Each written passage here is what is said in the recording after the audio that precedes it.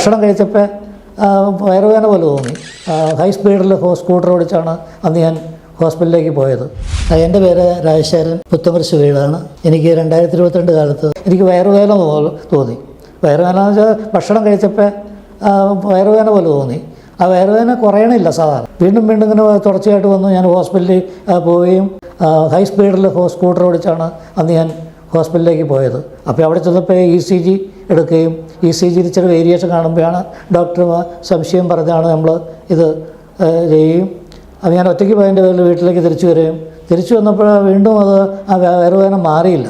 വീണ്ടും സന്ധ്യയായപ്പോൾ വീണ്ടും വേറെ ആളെ കൂട്ടി അവിടെ ചെല്ലുകയും ആദ്യം കണ്ട ഡോക്ടർ അവിടെ ഇല്ലാത്തതിനാൽ വേറെ ഹോസ്പിറ്റലിലേക്ക് അത് റെഫർ ചെയ്യുകയും അങ്ങനെ അവിടെ ചെന്ന് ആ ഹോസ്പിറ്റലിൽ വെച്ചാണ് ഈ പിറ്റേ ദിവസം ആൻജിയോഗ്രാം ചെയ്യുകയും അങ്ങനെ ആൻജിയോപ്ലാസ്റ്റി ചെയ്യാൻ പറ്റാത്തൊരവസ്ഥ ആയിരുന്നു. അതുകൊണ്ട് പിന്നെ മറ്റുള്ള ഓപ്പറേഷൻ ചെയ്യാനായിരിക്കുന്ന നന്നായിരിക്കുമെന്ന് അവരെ ഉപദേശിക്കുകയും ചെയ്തു.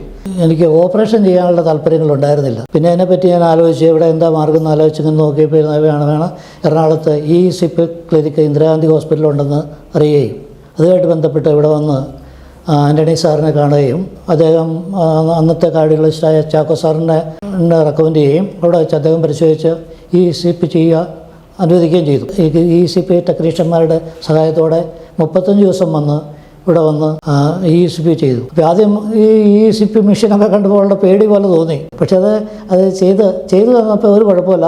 അന്ന് തൊട്ട് തന്നെ ഒരു കുഴപ്പമില്ല. ടെക്നീഷ്യന്മാരുടെയും മറ്റുള്ള എല്ലാവരുടെയും അന്നത്തെ ഡോക്ടർമാരുടെയും എല്ലാം വളരെ സഹകരണം നമുക്ക് ഉണ്ടാവുകയും അതുകൊണ്ട് എനിക്കിതുവരെ യാതൊരു കുഴപ്പവും എൻ്റെ ഹേർട്ടിനോ അതുമായിട്ട് ബന്ധപ്പെട്ട് ശരീരത്തിനോ ജോലി ചെയ്യുന്നതിനോ ഒന്നും യാതൊരു തടസ്സങ്ങളും ഉണ്ടാവുകയില്ല. 3 മാസം കൂടുമ്പോൾ ഒന്നിങ്ങനെ ചെക്കപ്പ് ചെയ്തുകൊണ്ടിരിക്കണമുണ്ട്.